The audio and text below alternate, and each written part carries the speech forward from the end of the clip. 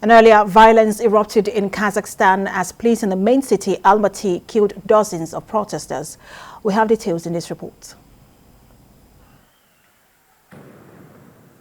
As fresh gunshots break out in Kazakhstan's largest city, the country's president, Kassym-Jomart Tokayev, says order has been largely restored after days of anti-government demonstrations and a violent crackdown. Reports suggest gunfire was heard near the main square of Almaty, the epicenter of protests sparked by a fuel price hike.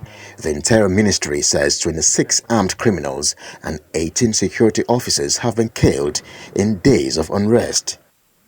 Meanwhile, Russian-led forces have arrived the country at the president's request. The internet is down and little independent information is coming through, according to reports. Armored personal carriers and troops were seen in the main square of Almaty on Friday.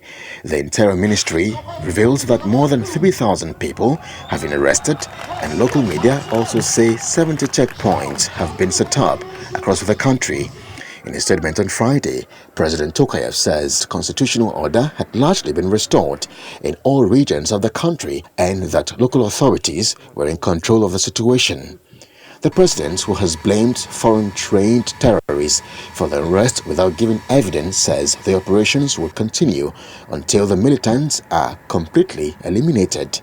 As the protests escalated, the president had appealed to the Russian-led Collective Security Treaty Organization for support. The bloc includes Russia, Kazakhstan, Belarus, Tajikistan, and Armenia. The overseas force reportedly sent about 2,500 soldiers to Kazakhstan.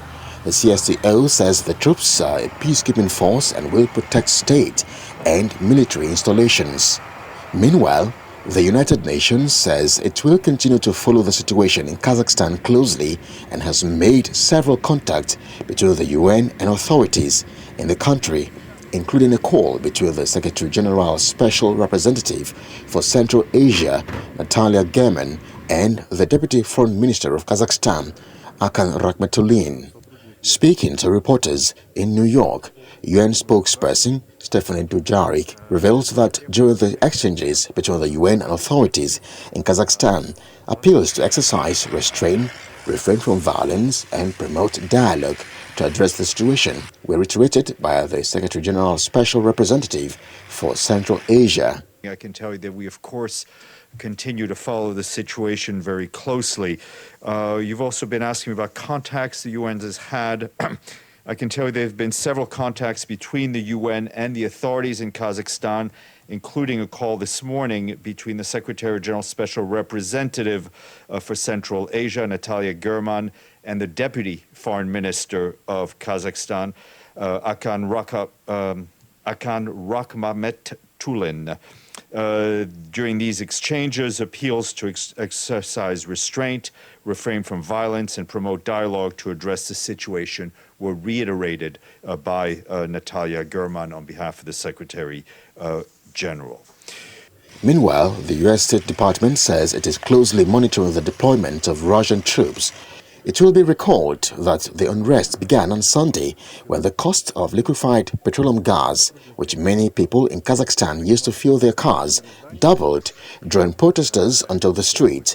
The government says fuel prices caps will be restored for 6 months, but the announcement has failed to end the protests, which have broadened to include other political grievances.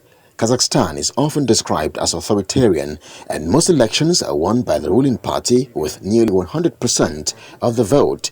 The bloodshed comes after President Tokayev sacked his cabinet on Wednesday in a bid to head off the demonstrations. He also fired his powerful predecessor, Nursultan Nazarbayev, who had held a national security role since stepping down as president. And joining us to discuss this is an international affairs analyst, Amuda Mosigbodi. Good to have you join us. If you can hear me, Amuda, can you hear me? Please respond. Yes, you see if I can adjust. Absolutely, I can hear you. Good to have you join us. All right, thank you. All right, so let's talk about this protest. It started as some sort of opposition to the fuel price hike. But when you look at how the protest quickly spread from western Kazakhstan to the east, what do you think that this protest is really about?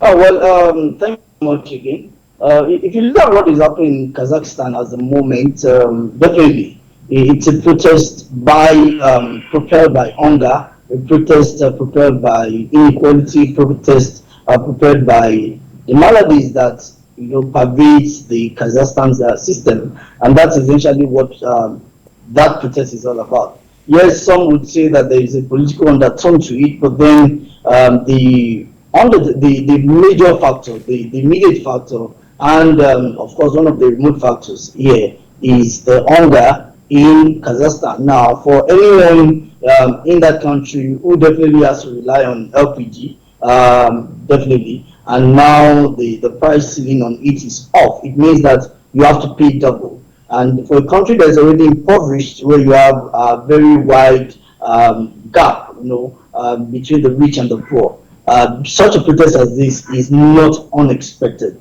Now, let us also remember that this is not the first time Kazakhstan will be having this protest. In 2011, there was almost a similar protest, and it is like postponing the evil days, and now the evil day has eventually come.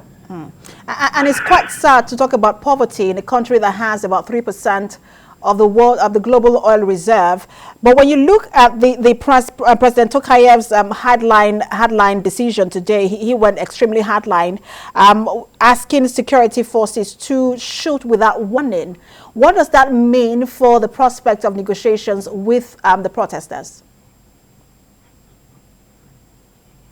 Well, it simply means that the likes of the president is sticking, unfortunately, though, tenaciously to the old system of authoritarianism. Don't forget that Kazakhstan was a member of the former Soviet Republic, and it still has some form of relationship with the Politburo, in Russia. And of course, Russia, as we know it, also is not an open society; it's more of a closed society. Kazakhstan has also faced serious, fundamental human rights breaches here and there. And now that we are seeing this, one is not also surprised that they are also towing. The president is towing this trend. We've also seen how the protesters have been labeled international terrorists, labeled bandits, just to give a justification for the shoot-on-sight order of the president.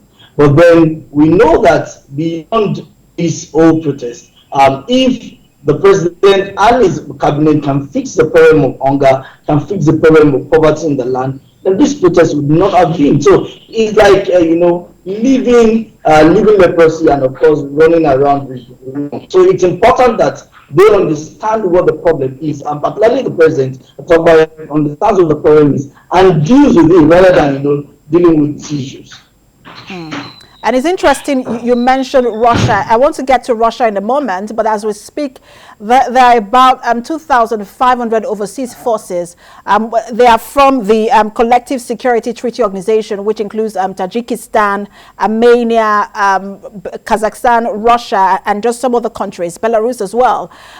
And they say they are there at the request of President Tokayev. They say they are there to keep the peace and also protect state and military installations. But what does that mean in terms of the dynamics of this protest? Does that change the dynamics of the protest? Definitely, it's going to internationalize the situation on ground in Kazakhstan. Of course, what is seen or should have been a domestic issue is now being internationalized, because if you're bringing in the CTS of the CSTO, for instance, definitely you're simply saying that this is beyond us. Let's also remember that Russia has interest in Kazakhstan, and so they will definitely want to protect their interests. Let's also not forget that there seems to be an extenuation of the Cold War era, where there is this, stiff and bad blood drawn between the East and the West. Now, Kazakhstan 10, in fact, let's go back to the former president who was a communist, also a member of the Politburo before the disintegration of Soviet Union, and now handing over in 2019. So there seems to be this estimation. Now, what does this mean? If you are bringing in forces, then you are internationalizing the crisis. And we've also seen that the White House, for instance, is been calling to question some of the actions by the Kazakhstan government and the call to have the CSTO being drafted in. So we're going to have the West having a position, and definitely the East is already giving its position. God forbid, maybe, but God forbid, like I said, we may be breeding another Syria crisis, because with this now, of course, the protesters will definitely have the support, because one of the things they are calling for is increased, political liberties, of course, economic liberties within the state, which is not guaranteed on, given the current situation of things in Kazakhstan. So it's going to be a fight between the purveyors and, of course, the canvassers for democracy, and, of course, those who are not. I wish we have enough time to talk about Russia, especially when you see you look at the role that Russia played in Belarus, and if it is likely to play that role in Kazakhstan. But my time is up. Thank you so much for talking to us, Mahmouda Musibudi, International Affairs Analyst.